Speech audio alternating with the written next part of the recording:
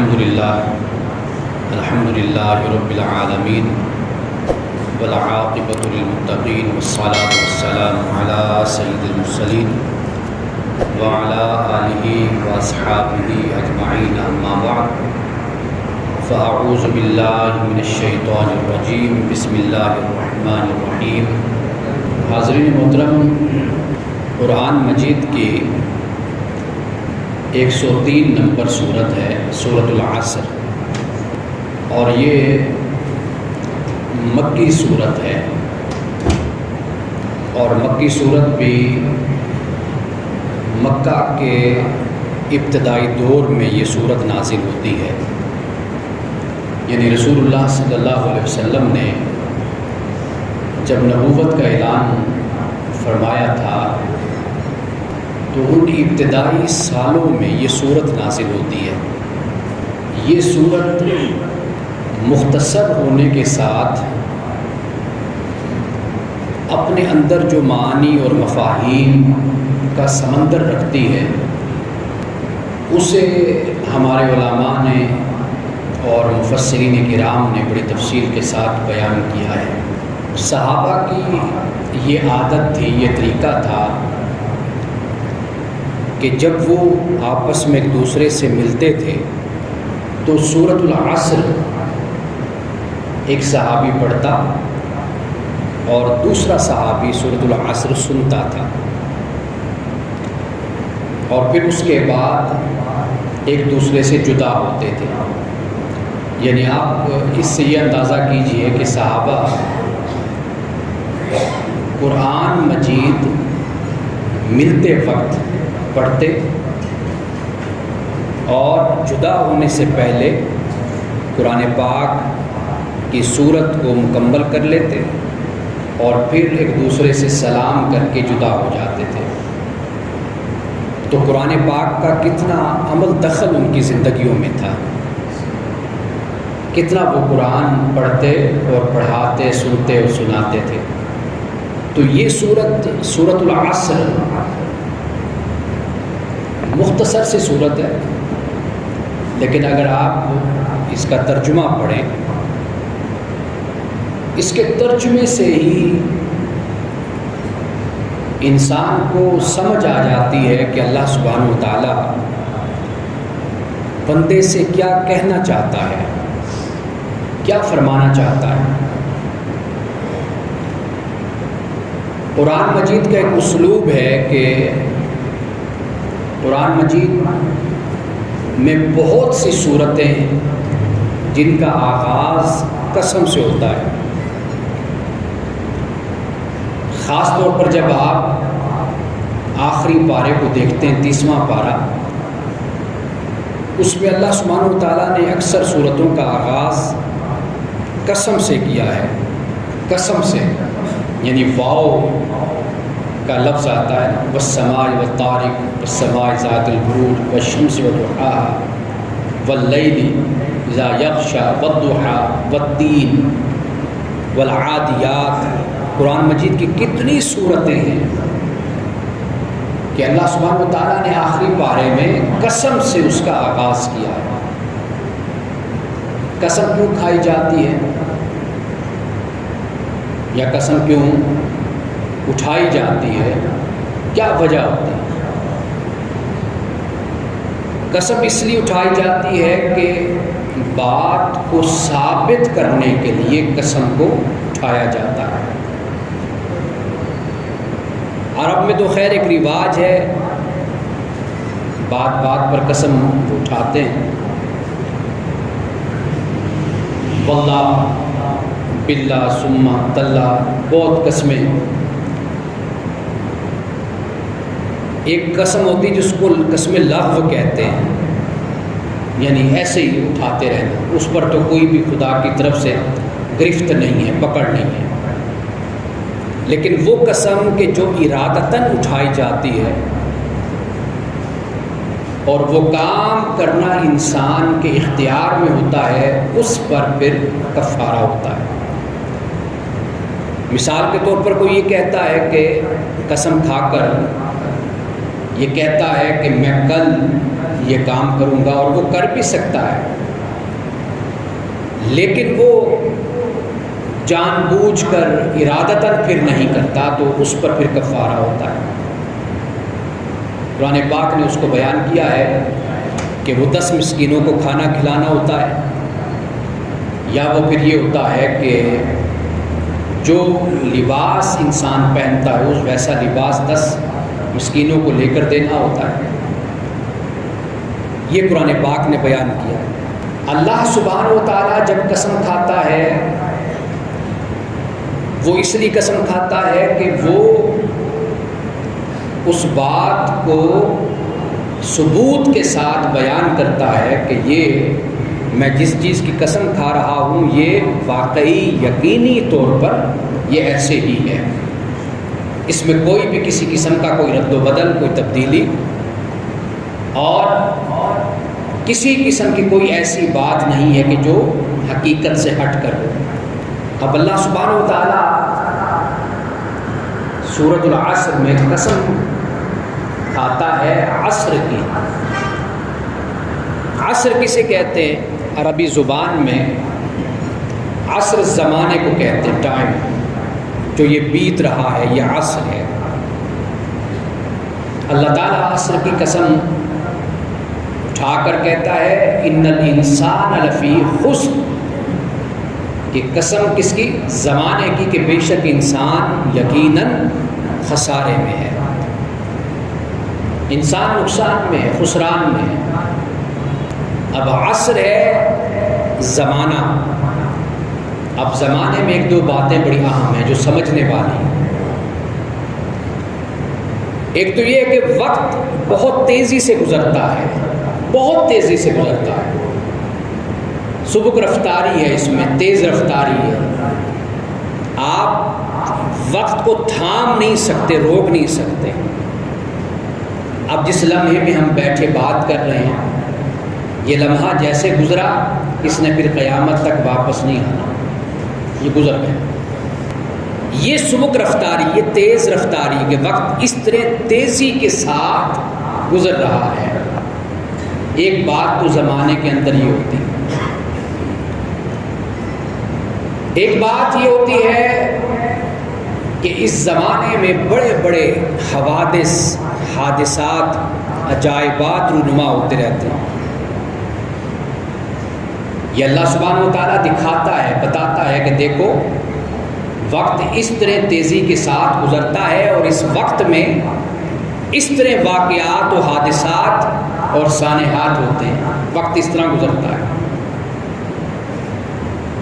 اللہ ہمیں توفیق دے ہم قرآن شریف کو پڑھیں، ترجمے کے ساتھ پڑھیں۔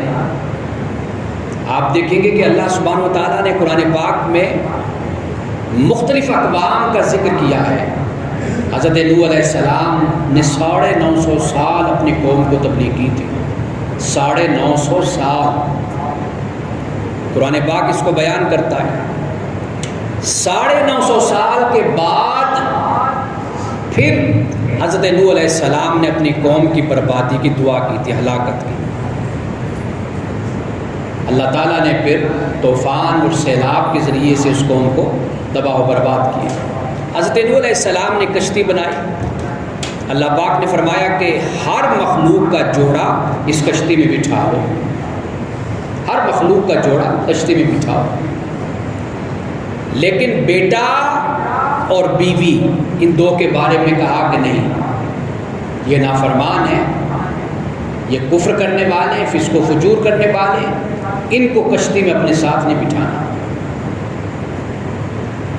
حضرت نوح علیہ السلام نے ایک مقام پر اپنے بیٹے کے لیے دعا بھی کی تھی، اے اللہ میرا بیٹا، اللہ نے فرمایا انہ لیس من اہلک، یہ تیرے اہل سے نہیں، تیرے خاندان سے نہیں۔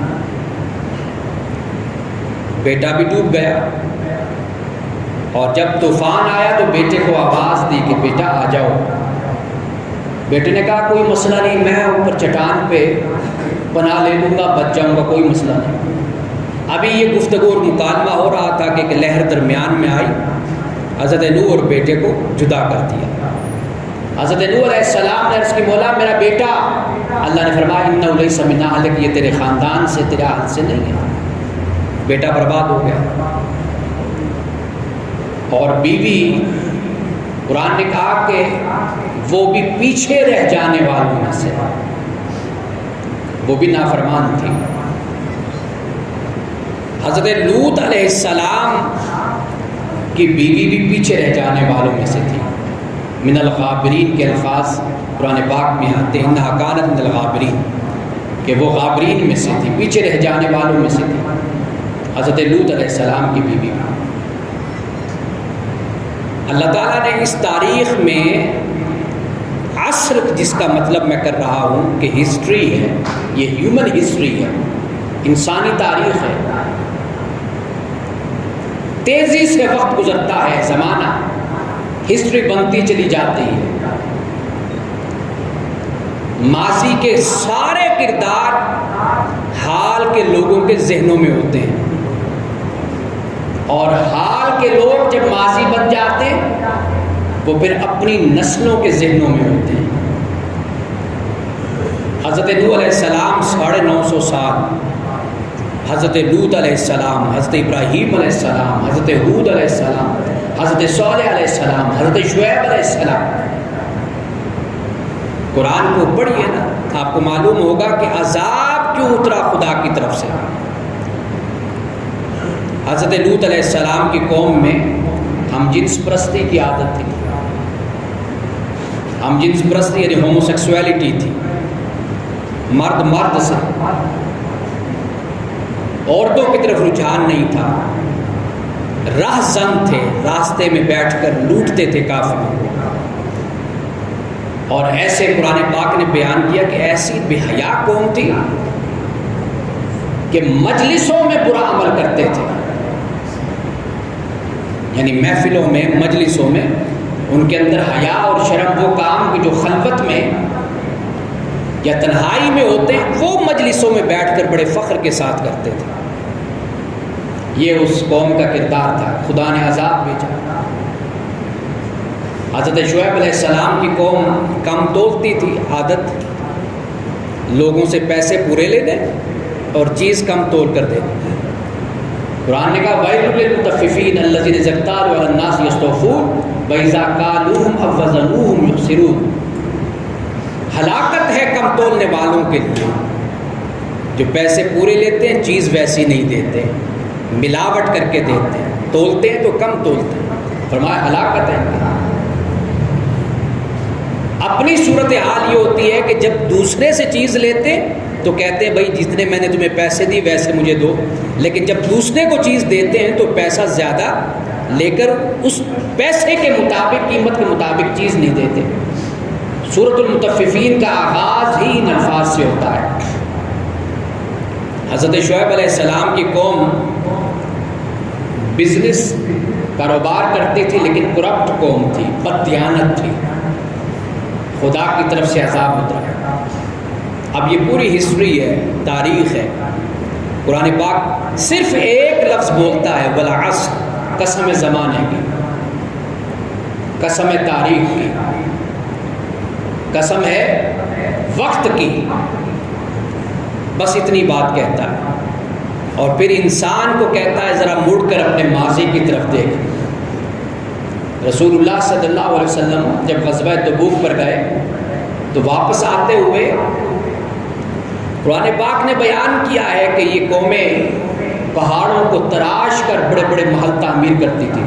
اتنحتون من الجبال بیوتا، قرآن پاک نے کہا بڑے بڑے گھر تعمیر کرتے، بڑی بڑی کوٹھیاں، قلعے تعمیر کرتے، محلات بناتے تھے۔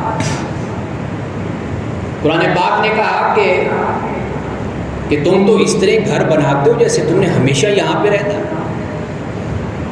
قرآن یہ بھی کہتا ہے کہ ایک طرف اپنی زندگی کا لائف سٹائل تمہارا، اپنے طرز زندگی تو ایسا مہنگا ترین ہے، آسائشوں سے بھرا ہوا ہے، دوسری طرف کوئی غریب بیچارہ کوئی غلطی کر بیٹھے تو اس پر تو تم جابر بن جاتے ہو۔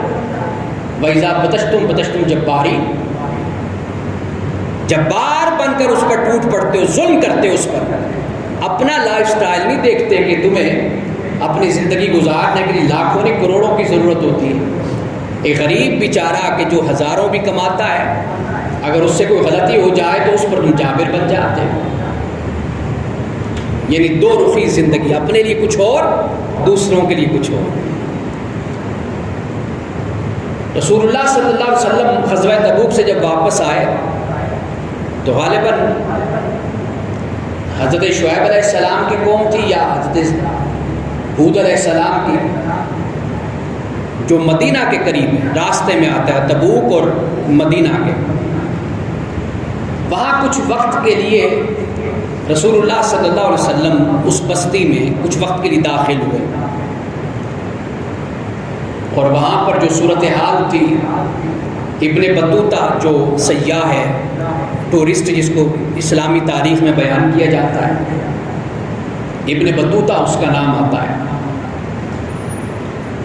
وہ زمین پر سیاحت کرتا تھا، پھرتا تھا. اس نے بھی اس بستی کے بارے میں ذکر کیا کہ اب تک وہاں پر ان کے نشانات، ان کے محلات کے موجود ہیں.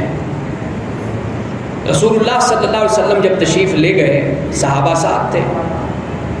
آپ کو معلوم ہے کہ عام طور پر عادت یہ ہوتی ہے کہ انسان جب جاتا ہے تو ذرا سیر و تفریح کا موڈ ہوتا ہے، لیکن رسول اللہ صلی اللہ علیہ وسلم نے صحابہ سے فوری کہا، فرمایا یہاں سے نکلو،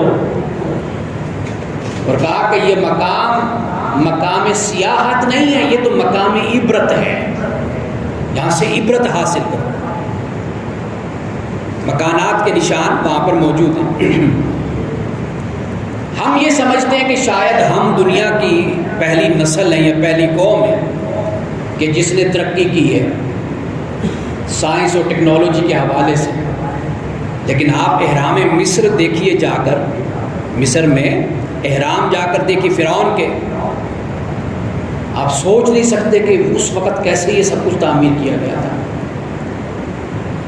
اس وقت بھی سورۃ الفجر پڑھ کر دیکھیے، قرآن پاک نے بیان کیا ہے کہ کس طرح یہ ارم ذات العماد، کہ یہ ستونوں والی عمارتیں بنایا کرتی تھی. یہ پہلی قوم تھی کہ جس نے سب سے پہلے عمارتیں تعمیر کی تھی، ستونوں والی عمارتیں تعمیر کی تھی. لیکن مار کہاں سے پڑی؟ جب اللہ کی نافرمان بنا، خدا کی طرف سے عذاب اترا. لم یخلق مثلها فی البلاد، سورۃ الفجر میں قرآن کہتا ہے کہ شہروں میں اس جیسی تخلیق کوئی کر ہی نہیں سکتا تھا کہ جیسے انہوں نے تخلیق کر دیا. ستونوں والی عمارتیں بنا دی اور پتہ نہیں کیا کچھ تعمیر کر دیا. یہ تاریخ انسانی ہے، کبھی اس کا مطالعہ کیجئے، قرآن پاک پڑھیے. قرآن پاک یہ سب کچھ بیان کرتا ہے، اور بیان کر کے پھر کہتا ہے والعصر، قسم ہے زمانے کی، انسانی تاریخ کی قسم ہے. انسان ہے غافل انسان، کبھی ماضی میں جا کر تو دیکھ، مڑ کر تو دیکھ کہ کس طرح کیا حال ہوا ان لوگوں کا جنہوں نے خدا کی نافرمانی کی تھی. ہمارے بعد مفسرین نے یہ جو والعصر قرآن پاک کی سورت العصر ہے، اس کا آغاز ہوتا ہے قسم ہے زمانے کی. بعد نے اس سے مراد لیا رسول اللہ صلی اللہ علیہ وسلم کا زمانہ، کہ قسم ہے زمانہ رسالت محمدی کی. آپ علیہ السلام جب تشریف لائے، آپ کی بعثت ہوئی، وہ وقت، وہ زمانہ اس کی قسم ہے. میں یہ سوچ رہا تھا کہ اگر آپ رسول اللہ کے زمانے کو ہی یہاں پر مراد لے لیں، آپ پھر بھی دیکھیے کہ رسول اللہ صلی اللہ علیہ وسلم کے زمانے میں کتنے بڑے رؤساء قریش تھے، کتنے بڑے بڑے سردار تھے، ابو جہل، ابو لہب، ولید، عتبہ، شیبہ، کیا کیا ان کے نام تھے. کہتے ہیں کہ جس طرح گزشتہ ایک نبی پیغمبر کے زمانے میں 10 بڑے لوگ تھے، 9 بڑے لوگ تھے، 9 یا 10 کے الفاظ آتے ہیں، اسی طرح رسول اللہ صلی اللہ علیہ وسلم کے دشمن بھی 9 یا 10 تھے، جن میں یہ سارے نام جو میں نے آپ کے سامنے لیے، یہ آپ علیہ السلام کے دشمن تھے. کہاں گئے وہ سارے دشمن؟ غزوہ بدر میں ایک کے علاوہ، ابو لہب کے علاوہ سب مارے گئے، واصل جہنم ہو گئے. ایک ابو لہب رہ گیا جو غزوہ بدر میں نہیں آیا. اور جب اس کو یہ خبر پہنچی غزوہ بدر کی کہ بھائی میرے سارے ساتھی سردار مارے گئے، وہ اسی غم میں اسی دکھ میں وہ بھی مر گیا۔ کہاں گئے وہ سب کے سب؟ کتنا نام تھا ان کا۔ قرآن پاک تو مکہ کے کفار اور مشرکین کو مخاطب کر کے یہ کہتا ہے کہ تمہارا اقتدار اور تمہارا ملک، تمہاری سلطنت، تمہاری دولت اتنی نہیں ہے کہ جتنی دولت اور جتنا اقتدار تم سے پہلوں کو ہم نے دیا تھا۔ یہ قرآن پاک بیان کرتا ہے کفار و مشرکین سے مخاطب کر کے کہ تمہاری اتنی قوت اور اتنی طاقت تمہیں ہم نے نہیں دی جتنی تم سے پہلوں کو دی تھی۔ نمرود کو دیکھ لیجئے، فرعون کو دیکھ لیجئے، حامان کو دیکھ لیجئے، قارون کو دیکھ لیجئے۔ قارون کے کردار کو قرآن پاک بیان کرتا ہے۔ وہ کردار کیسا تھا؟ کیونکہ وہ دور کمپیوٹرائزڈ دور تو نہیں تھا نا کہ وہ ایک ہی ریموٹ سے خزانوں کے دروازے کھل جاتے، اس وقت تو چابیاں اٹھانی پڑتی تھی۔ قرآن پاک بیان کرتا ہے کہ کئی اونٹ مل کر بھی اس کے خزانوں کی چابیاں نہیں اٹھا سکتے تھے، اتنا مشکل تھا۔ ایمان والے جو سادہ لوگ تھے وہ اس کی دولت اور اس کے پروٹوکول اور شان و شوکت کو دیکھ کر بڑے حیران ہوتے اور خواہش ہوتی تھی کہ کاش ایسا سب کچھ ہمارے پاس ہو۔ جب وہ اپنی چابیوں کے ساتھ زمین میں دھسا دیا گیا، فخسفنا بہ الارض، زمین میں دھسا دیا گیا، تو پھر ایمان والوں نے ہاتھ جوڑ کر خدا کی بارگاہ میں کہا مولا اچھا تو نے ہمیں یہ مال اور دولت نہیں دیا، ہمیں اس سے بچایا۔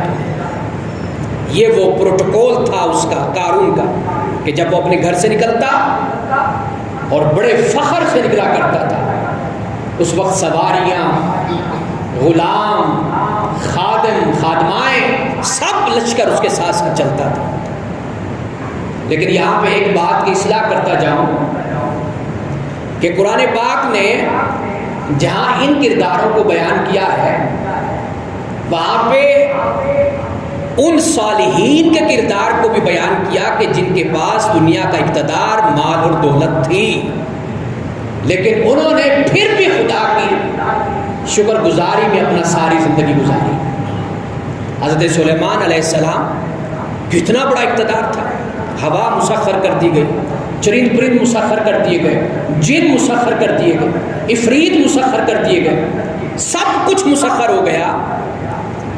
لیکن قرآن پاک پڑھ کر دیکھیے کہ حضرت سلیمان علیہ السلام نے قدم قدم پر اللہ کا شکر ادا کیا۔ حضرت ایوب علیہ السلام، قرآن بیان کرتا ہے کہ بستی والوں نے تانا دیا کہ اس کے پاس تو مال اور دولت سب کچھ ہے، اس لیے تو یہ شکر ادا کرتا ہے۔ اگر اس کے پاس مال اور دولت نہ ہوتا، چھین لی جاتی، پھر ہم دیکھتے کہ ایوب کتنا صبر کرتا ہے۔ اللہ تعالیٰ نے امتحان اور آزمائش کے طور پر حضرت ایوب سے سب کچھ لے لیا واپس، لیکن قرآن بتاتا ہے کہ اس حالت اسرت میں بھی، تنگی میں بھی، حضرت ایوب نے اپنے خدا کا شکر ادا کرنا نہیں چھوڑا۔ خدا کا شکر ادا کرتے اللہ تعالیٰ نے پھر واپس لوٹا دیا سب کچھ۔ قوم کو دکھا دیا کہ جو میرے نیک بندے ہوتے ہیں ان کو مال اور دولت بھی دیتا ہوں پھر بھی وہ شکر ادا کرتے ہیں، اگر ان سے لے لیتا ہوں پھر بھی وہ شکر ادا کرتے ہیں۔ حضرت داؤد علیہ السلام، حضرت سلیمان علیہ السلام، اس کے علاوہ اور کتنے پیغمبر، خود رسول اللہ صلی اللہ علیہ وسلم کی زندگی کہ اللہ تعالیٰ نے پھر مدینہ کی زندگی میں بڑی آسانی اور کشائش پیدا فرما دی، لیکن اللہ کا شکر ادا کیا۔ حضرت سلیمان علیہ السلام نے کہا اے میرے رب مجھے توفیق عطا کر کہ میں اپنے والدین کا بھی شکر ادا کروں، تیرا بھی شکر ادا کروں، اور تو مجھے وہ کام کرنے کی توفیق عطا فرما کہ جب تو میرے ان کاموں کو دیکھے تو مجھ سے خوش ہو جائے اور مجھے صالحین میں سے شامل کر لے، باکم من الصالحین۔ انبیاء علیہ السلام کا یہ ایک مشترکہ طور پر خدا کی بارگاہ میں یہ دعا تھی، مشترکہ دعا تھی۔ کسی بھی پیغمبر کی دعا کو پڑھی، حضرت ابراہیم علیہ السلام ہے وہ بھی یہی الفاظ، کیا اے مولا مجھے اپنے صالحین میں سے شامل کر لے، اپنے نیک بندوں میں سے شامل کر لے، نیک بندوں میں مجھے داخل کر دے، مجھے شامل کر دے۔ یہ انبیاء علیہ السلام بھی یہ دعا مانگا کرتے تھے۔ اب یہ ساری ہسٹری ہے، تاریخ ہے جس کو قرآن بیان کرتا ہے، اور قرآن نے پھر کیا کہا؟ وَالْعَصْرِ إِنَّ الْإِنسَانَ لَفِي خُسْرٍ، قسم ہے زمانے کی کہ بے شک انسان خسارے میں ہے۔ حضرت امام شافعی رحمۃ اللہ تعالی علیہ آپ فرماتے تھے کہ اگر مسلمان صرف اس ایک سورت کو ہی اپنے لیے وظیفہ بنا لے، اس میں تدبر کرے، تفکر کرے، اس میں غور و فکر کرے، حضرت امام شافعی فرماتے تھے کہ یہی سورت مسلمانوں کو کفایت کرتی ہے، کافی ہے، اسی کو پڑھیں۔ ویسے تو سورۃ الاخلاص بھی ہے نا، چھوٹی سی سورت ہے، سورۃ الکوثر بھی ہے، لیکن سورۃ العصر میں اللہ سبحانہ و تعالیٰ نے جیسے کہتے ہیں نا کوزے میں دریا کو بند کر دینا، پورے قرآن کی تعلیم کو اللہ نے سورۃ العصر میں بیان کر دیا۔ امام رازی جن کی تفسیر کبیر ہے، وہ اس بات کو بیان کرتے وہ کہتے ہیں کہ میں نے یہ جو ہے نا وَالْعَصْرِ إِنَّ الْإِنسَانَ لَفِي خُسْرٍ، سورۃ العصر، یہ میں نے بزرگوں کے ایک قول سے سمجھی کہ یہاں پر اللہ سبحانہ و تعالیٰ کیا بیان کرتا ہے۔ امام رازی اپنی تفسیر میں لکھتے ہیں، کہتے ہیں وہ بزرگ کہتے ہیں کہ میں ایک بازار سے گزرا تو بازار میں ایک شخص نے ٹھیلے پر برف لگائی ہوئی تھی، برف بیچ رہا تھا، اور برف بیچتے ہوئے لوگوں کو آواز یہ دے رہا تھا کہ لوگوں میری زندگی کا سرمایہ پگھلتا چلا جا رہا ہے، میری زندگی کا سرمایہ پگھلتا چلا جا رہا ہے، آؤ مجھ سے یہ میرا سرمایہ خرید لو، لے لو، ورنہ اگر یہ پگھل گیا میری زندگی کا سرمایہ تو میں نقصان اٹھانے والوں میں سے ہو جاؤں گا، میں اپنا نقصان کرنے والوں میں سے ہو جاؤں گا، آؤ مجھ سے یہ میری برف یہ پگھلتی جا رہی ہے، اس کو آ کر مجھ سے خرید لو۔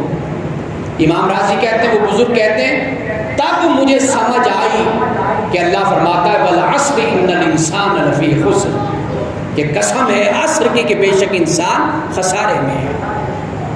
حقیقت یہی ہے کہ انسان کی زندگی کا جو سرمایہ ہے یہ پگھلتا جا رہا ہے۔ آپ ایک چھوٹی سی مثال سے بات سمجھیے، ہم اپنے ادارے میں بیٹھے ہوئے تھے، بزرگ بھی بیٹھے ہوئے تھے، ذکر ہو رہا تھا عربی زبان کا، ہم بات کر رہے تھے عربی زبان پہ۔ میں یہ چاہتا ہوں کہ ادارے میں ایک مصری استاذ ہو، عرب کا استاذ ہو، پاکستانی بہت اچھے علماء ہیں، اردو بولتے ہیں، عربی بولتے ہیں، لیکن ایسا استاذ کو جو صرف بولے ہی عربی۔ تو میں نے ایک بزرگ بیٹھے ہوئے تھے، میں نے انہیں کہا کہ بھئی آپ مجھے کوئی ایسا استاذ بتائیے۔ اب آپ دیکھیے، انہوں نے کہا کہ میں 1972 میں پڑھا کرتا تھا، جناب باغ کے پاس ایک استاد ہوا کرتے تھے۔ اس کے بعد فوری ذہن اس طرف گیا کہ اگر 1972 میں ایک استاذ آج سے 48 سال پہلے اگر پڑھاتا ہوگا، اگر اس کی عمر 50 سال ہوگی تو آج 98 کا ہوگا، تو 98 کا انسان تو بچتا نہیں ہے، یعنی کم ہی عمر اتنی ہوتی ہے ہمارے یہاں، زیادہ سے زیادہ 70 سال ہوگی، 75 سال ہوگی۔ اب وہاں بیٹھے ہوئے لوگوں نے یہ کہا کہ جو 1972 میں اگر پڑھاتے تھے تو وہ تو آج زندہ بھی نہیں ہوں گے، وہ تو دنیا سے چلے گئے ہوں گے۔ یہ ہے انسان کی کہانی کہ جب ہم 20-30 سال 40 سال بعد جب جائیں گے، اب یہاں بیٹھے ہوئے کتنے لوگ ہم میں سے ایسے ہوں گے جو آج 30 سال کے بعد دنیا میں نہیں ہوں گے۔ آپ 30 سال، 1 صدی کے بعد اس زمین پر ہم میں سے کوئی شخص نہیں ہوگا، اللہ ماشاءاللہ جو میرا مولا چاہے اس کی مرضی ہے۔ 1 صدی کے بعد ہم میں سے کوئی شخص نہیں ہوگا زمین پر، سب زمین کے اندر ہوں گے، زمین کے نیچے ہوں گے۔ یہ ہے عبرت جس کو قرآن بیان کرتا ہے۔ والعصر ان الانسان لفی خسر، کہ قسم ہے زمانے کی کہ بے شک انسان نقصان میں ہے۔ لیکن نقصان میں کون نہیں ہے؟ اللہ نے 4 باتیں بیان کر دی، الا الذین آمنوا وعملوا الصالحات، مگر وہ لوگ جو ایمان لائے اور جنہوں نے اچھا کام کیا، وتواصوا بالحق وتواصوا بالصبر، اور جو ایک دوسرے کو حق کی نصیحت کرتے رہے، حکم دیتے رہے، وتواصوا بالصبر، اور ایک دوسرے کو صبر کی تلقین کرتے رہے۔ اللہ نے فرمایا کہ جن میں یہ 4 علامتیں ہوں گی، یہ 4 صفات ہوں گی، یہ 4 نشانیاں ہوں گی، رب نے فرمایا بے شک ان پر کئی زمانے میں بیت جائیں لیکن وہ لوگ پھر بھی خسارے میں نہیں ہوں گے، وہ خسارے میں نہیں ہوں گے۔ یہ 4 باتیں قوم بنی اسرائیل نے ایک دوسرے کو نصیحت کرنا سمجھانا چھوڑ دیا تھا۔ قرآن پاک پڑھ کر دیکھیے، لعن الذین کفروا من بنی اسرائیل علی لسان داؤد و عیسی ابن مریم، وہ قوم کہ جو ایک دوسرے کو نیکی کی نصیحت نہیں کرتی، ایک دوسرے کو اچھی بات نہیں بتاتی، کہتی ٹھیک ہے باہر میں جائے، یہ گڑھے میں گرے مر جائے، مجھے اس سے کوئی غرض نہیں، گناہ کی زندگی گزارے برباد ہو جائے، مجھے کیا، میں تو نمازیں پڑھ رہا ہوں نا، مسجد میں آتا ہوں، نماز پڑھتا ہوں، سارا کچھ کر رہا ہوں۔ جو اس سوچ کے ساتھ زندگی گزارتا ہے، یاد رکھیے قرآن پاک نے ایسے لوگوں پر لعنت کی ہے۔ من بنی اسرائیل علی لسان داؤد، حضرت داؤد کی زبان میں اور عیسیٰ ابن مریم کی زبان میں ان لوگوں پر لعنت ہے۔ نیکی خود کرتے، دوسروں کو نیکی کی طرف دعوت نہیں دیتے، ترغیب نہیں دیتے۔ قرآن نے کہا کہ وہ لوگ کہ جو دوسروں کو کھانا کھلانے کی ترغیب نہیں دیتے، اللہ نے فرمایا ما سلککم فی سقر، کہ قیامت کے دن جہنمیوں سے پوچھا جائے گا تمہیں جہنم میں کیوں ڈالا گیا، تو وہ کہیں گے کہ مولا ہم دوسروں کو کھانا کھلانے کی ترغیب نہیں دیا کرتے تھے۔ کوئی بیچارہ بھوکا مرتا ہے، مرتا رہے، کسی کے سے نہیں کہنا کہ یار اس کو کھانا کھلا دو، اس کی مدد کر دو، اس کا تعاون کر دو، اتنی زبان بھی نہیں ہلتی۔ تو معاشرے کو اس طرح بنائیے کہ ایمان بھی ہو، عمل صالح بھی ہو، ایک دوسرے کو حق کی، صبر کی، پیار سے، محبت سے، الفت سے، شفقت سے اور نرمی سے اور اچھے انداز میں ایک دوسرے کو دعوت بھی دیتے رہیے۔ قرآن پاک نے کہا کہ سب انسان خسارے میں ہیں، انسانی تاریخ کو پڑھ کر دیکھ لیجئے، لیکن وہ لوگ خسارے میں نہیں جو ایمان والے ہیں، اچھے کام کرنے والے، ایک دوسرے کو حق کی تلقین کرنے والے اور ایک دوسرے کو صبر کی تلقین کرنے والے ہیں۔